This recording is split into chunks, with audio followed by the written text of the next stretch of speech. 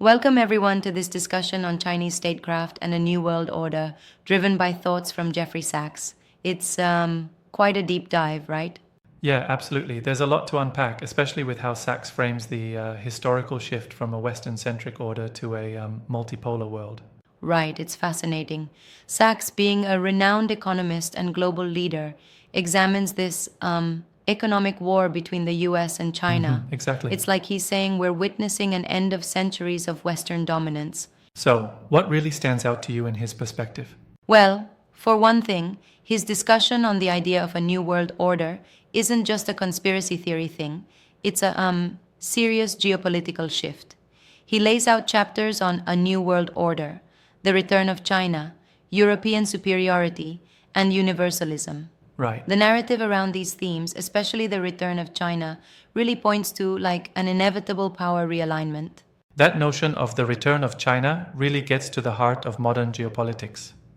How does Sachs explain China's strategy in statecraft?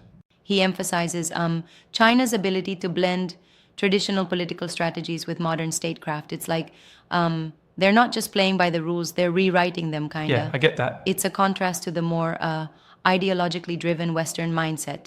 True, and speaking of that contrast, how does he differentiate between the Western and Chinese geopolitical approaches? Well, Sachs argues that the Western approach is often steeped in a sense of exceptionalism and universality. In contrast, Chinese statecraft is historically rooted in like pragmatic and strategic long-term planning, emphasizing a holistic understanding of power. That's really interesting. And that concept of European superiority, as he discusses it, seems tied closely to those Western ideas of exceptionalism, right? Absolutely. He talks about how the Western mindset historically believed in its superiority, using that as a springboard for colonial and global influence. But now, with the economic war unfolding, that superiority narrative is being challenged. It's like Yes, a reality indeed. check for the old guard, if you know what I mean. Right, it's like the old narrative is being upended. But don't you think Sachs might be overly dismissing some of the strengths of the Western approach? That's an excellent point. I mean, there's a bit of tension there, you bet. While he Exactly. criticizes the Western commitment to universalism, one could argue that that same universalism drove some significant global progress. Precisely.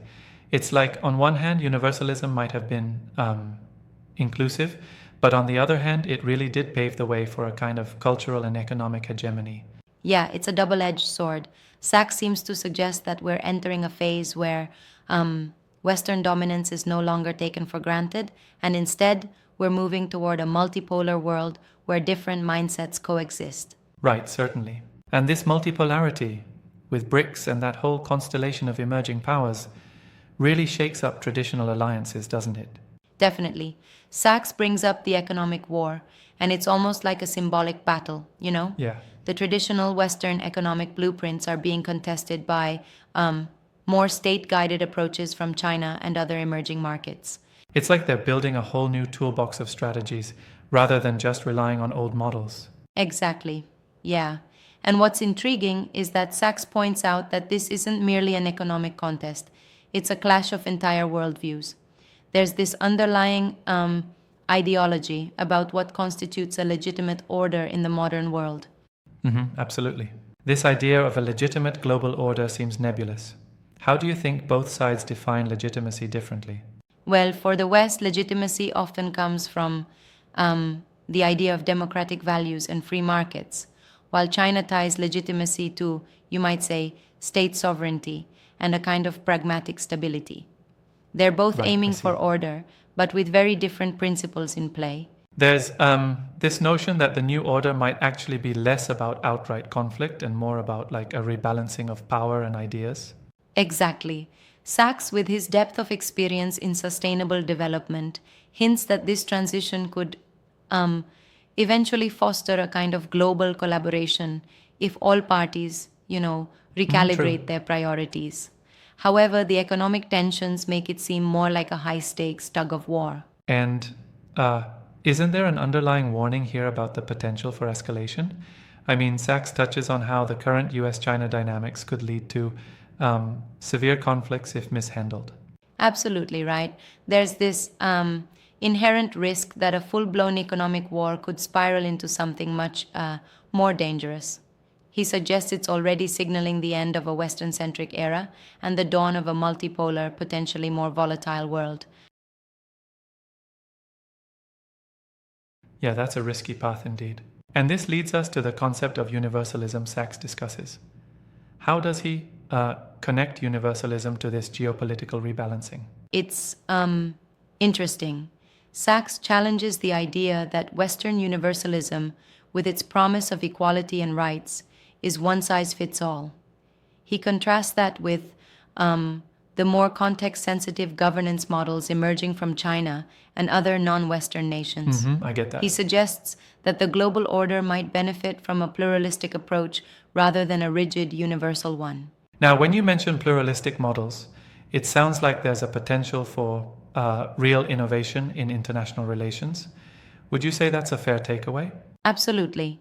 It's like imagine a world where nations respect their unique historical and cultural trajectories, rather than forcing a uniform set of values, which might not suit every context. This can lead to more flexible and adaptive global policies. It almost sounds like a test case for iterative evolution in global governance. Right, right. And Sachs grounds this in the current economic war, the tension, the strategic contests of power that signify deeper ideological conflicts. Exactly. Something I found intriguing was how Sachs weaves history and modern economic strategies to depict this world shift.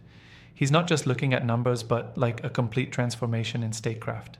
Yep, and he draws on centuries of history, European colonialism, Cold War dynamics, and now the rise of BRICS to make his case. Yeah, In a indeed. way, he's saying what we're witnessing is a culmination of long term global trends finally colliding. Speaking of BRICS, it's almost as if they serve as the poster children for this new multipolar era.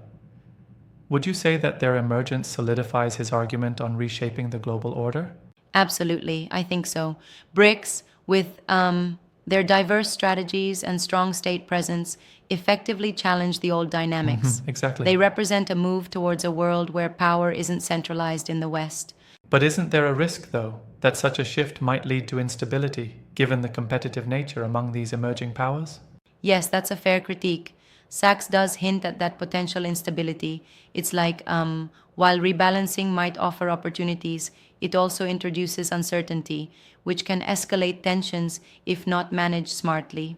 Yeah, I There's see your always the point. danger of miscommunication or miscalculation in such fundamental shifts. And in that sense, the conversation turns from just an economic battle to a broader discussion about global governance and how we manage change. Precisely. And I'm particularly drawn to how Sachs frames China's statecraft, not as a monolithic threat, but as an alternative model that, while different, may offer some viable answers to an increasingly complex world. It challenges us right. to think about governance beyond traditional paradigms. That's really thought provoking. So, overall, do you reckon Sachs is optimistic about this transition, or does he caution us about the perils? He does a bit of both, honestly. It's like he recognizes that while this shift away from a Western centric order is inevitable and can potentially lead to more balanced global cooperation, it also brings substantial risks, especially in the geopolitical Yeah, realm. absolutely. The balance between opportunity and risk is really delicate here.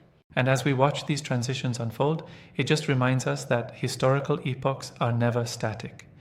They evolve with conflict, cooperation, and constant negotiation. Right, exactly. It's a dynamic interplay.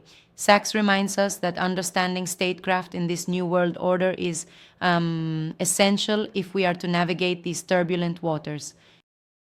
Couldn't agree more. In the end, his perspective kind of offers both a cautionary tale and a hopeful look at what's to come, doesn't it? Totally. It challenges the old narratives and urges us to rethink global alliances, the role of state power, and ultimately how our economic and geopolitical futures are intertwined. Right on. It's a conversation that's as critical as it is complex. Wow. It's been an enlightening discussion. Thanks for breaking down these insights so clearly. It really makes you realize how fluid the global order is becoming. Absolutely. Thanks for diving deep with me. There's Still so much to explore as we see these global trends evolving every day. Exactly. Looking forward to further discussions on these shifts as they continue to unfold.